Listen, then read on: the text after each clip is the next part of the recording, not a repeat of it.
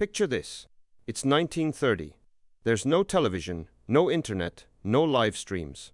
If you want to know what's happening in a football match on the other side of the world, you're waiting for a telegram.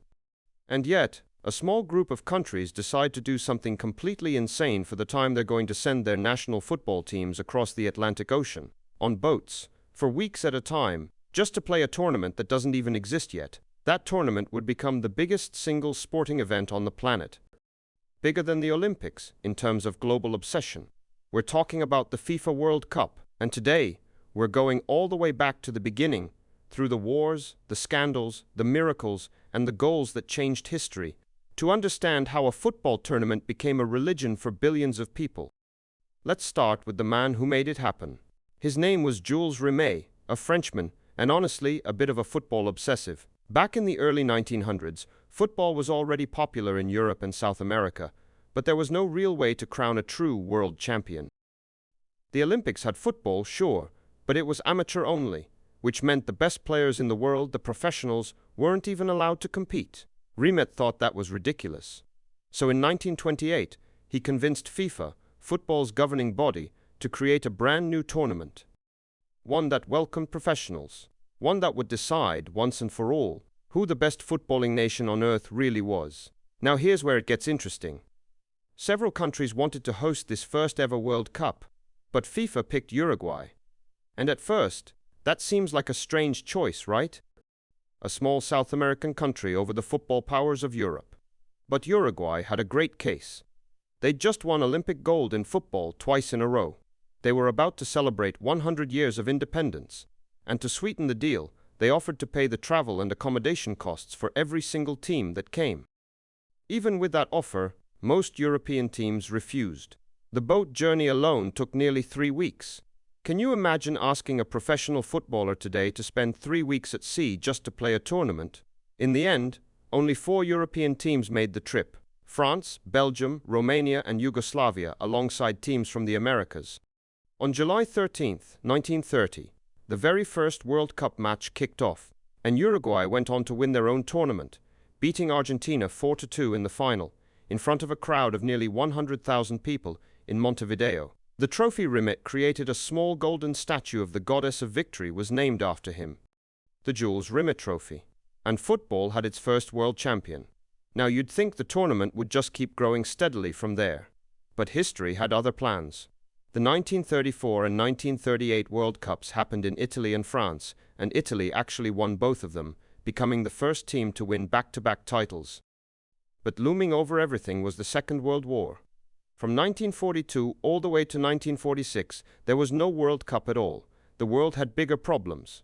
FIFA itself barely survived as an organization during the war years.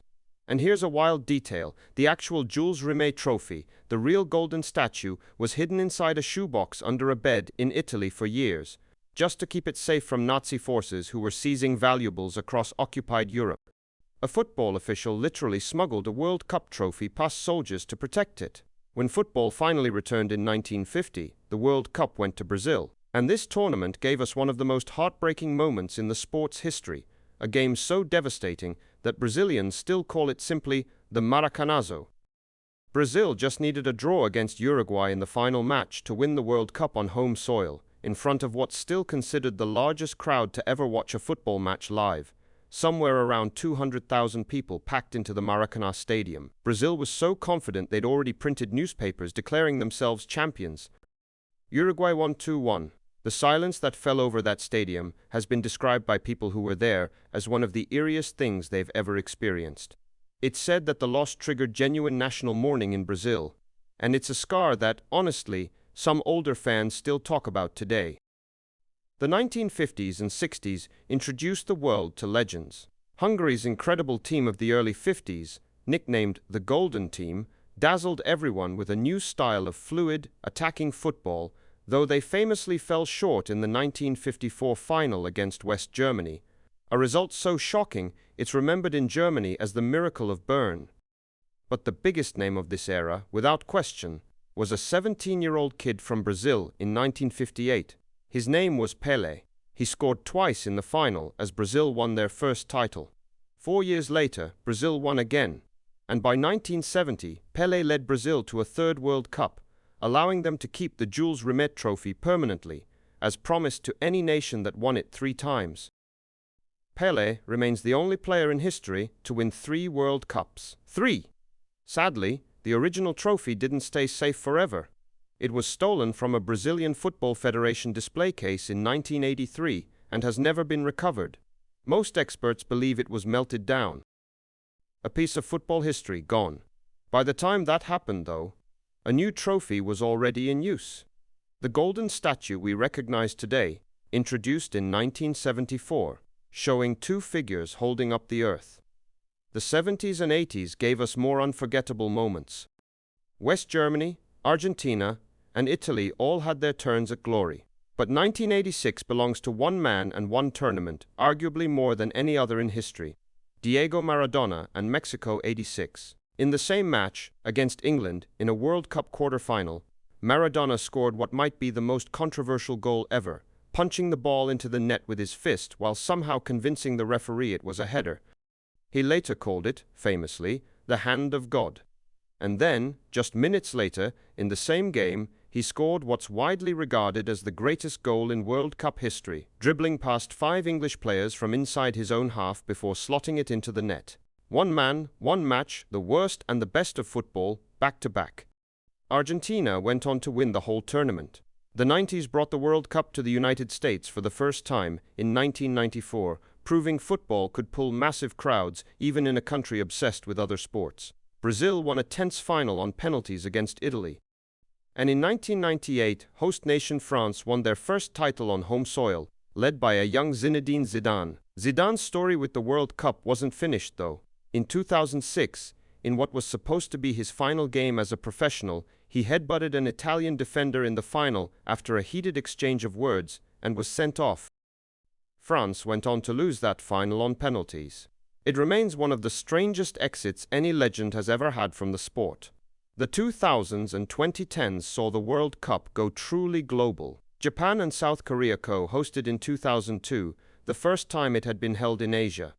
South Africa hosted in 2010, the first time on the African continent, giving the world the unforgettable, slightly chaotic sound of the vuvuzela, a horn that basically became the soundtrack of that entire tournament, whether people liked it or not. Spain won their first title that year, part of a golden generation built on a style called tiki-taka, short, quick passing that dominated world football for years. Germany won convincingly in 2014, most memorably thrashing host nation Brazil, 7-1 in the semi-final.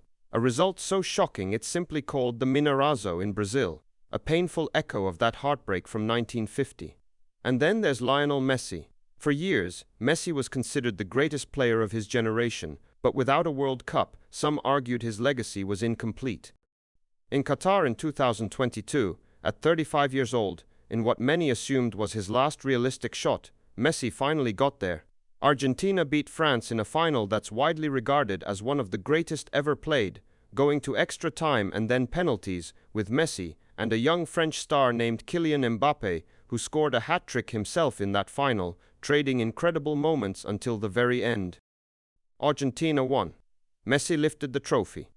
And for a lot of football fans, that moment finally completed one of the greatest careers the sport has ever seen. Which brings us to 2026.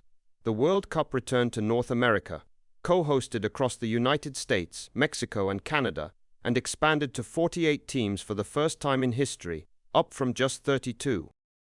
And this tournament ended with a story so full of coincidence, it felt scripted.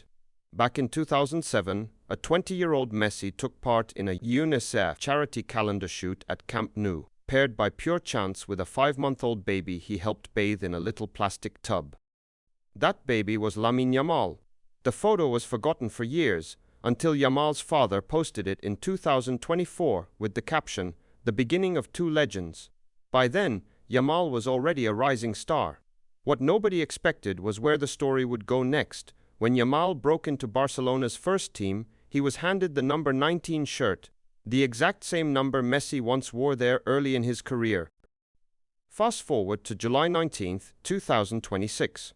Messi, 39, and playing what he'd called his final World Cup, led Argentina into the final against a Spain side led by 19-year-old Yamal, wearing number 19 for his country too, a deliberate nod to the man who once held him as a baby. The match itself was a tense, goalless battle for 90 minutes, with Argentina's goalkeeper Emiliano Martinez setting a World Cup final save record before Argentina were reduced to 10 men late on. In extra time, substitute Ferran Torres finally broke the deadlock in the 106th minute, giving Spain a 1-0 win and their second World Cup title, while Messi's remarkable run of 3 World Cup finals ended in heartbreak instead of a fairy tale repeat. Afterward, Messi spoke about Yamal with real warmth, calling him one of the best in the world with his whole career ahead of him. And to a lot of fans, it felt like exactly that. A torch being passed from the man who once bathed him as a baby to the teenager now taking his place at the top of the sport. From a trophy hidden in a shoebox during a world war, to a goal scored with a fist, to a baby in a bathtub who grew up to face the man who once held him, the World Cup has never just been about football. It's been about nations, identities, heartbreak, and glory, replayed every 4 years on the biggest stage there is. And honestly, that's exactly why, nearly 100 years later, we're all still watching.